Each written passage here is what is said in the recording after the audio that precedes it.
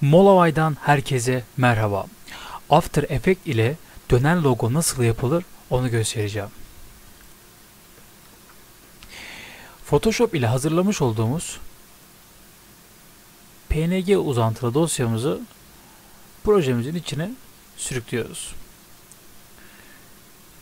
Daha sonra şöyle S'ye basıp şuradan şöyle büyütebiliriz.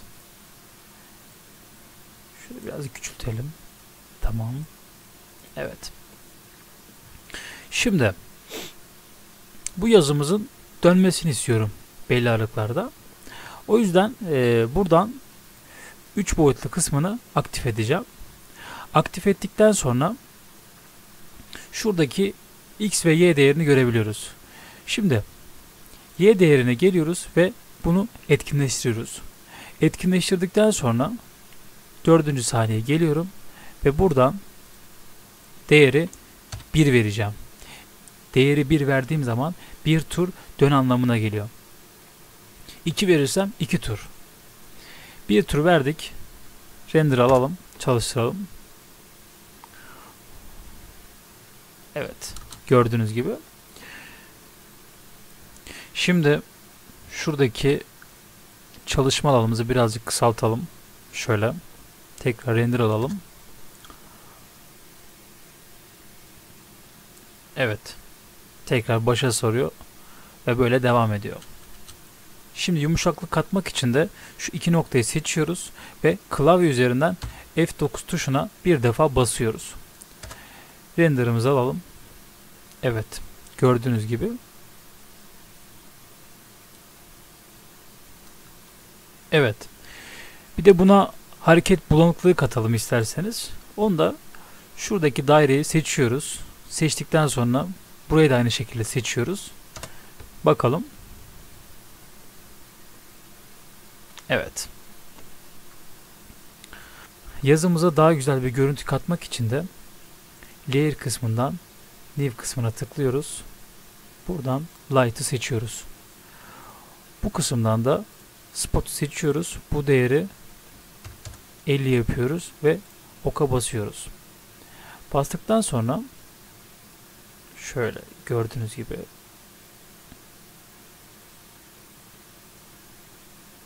böyle daha iyi sanki.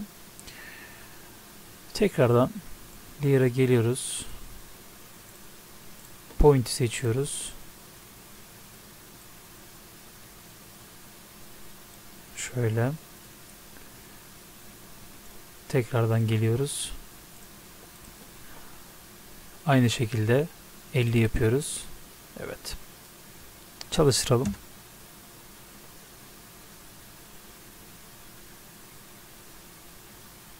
Evet. Şimdi 3 saniye çalışacak.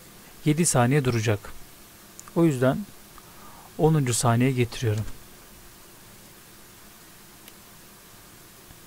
3 saniyede durdu.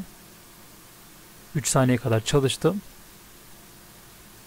Tekrar başa sardım. Evet, gördüğünüz gibi işlemimiz bu kadardı. Şimdi render almak istiyorum ben. Şu kısmı seçiyoruz ve arka planımız bu şekilde olacak. Daha sonra şu kısma sağ tıklıyoruz ve Trim Chrome to Work Area seçeneğini etkinleştiriyoruz. Evet. Daha sonra Composition kısmına geliyoruz ve buradan Add to Render Quiz seçeneğini seçiyoruz.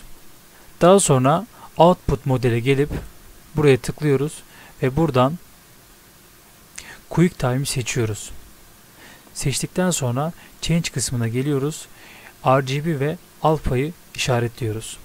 Eğer ses kullandıysanız bunu aktif edeceksiniz. On yapacaksınız. Ses kullanmadıysanız off yapacaksınız.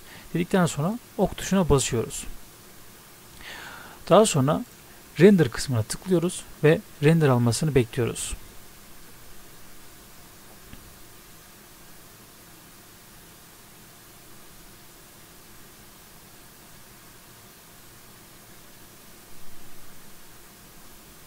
Evet. Evet, render'ımızı aldıktan sonra Premiere Pro'da bunu çalıştıracağız. Şimdi buradan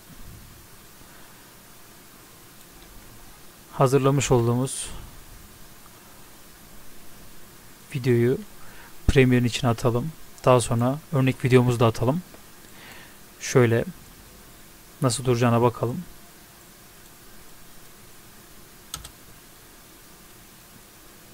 Evet.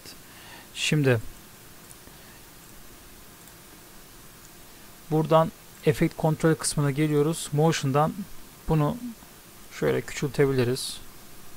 Yani videomuza tam oturacak şekilde bir çalıştıralım.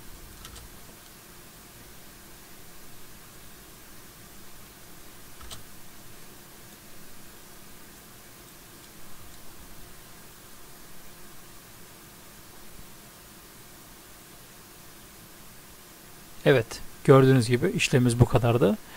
Kendinize iyi bakın. Hoşça kalın.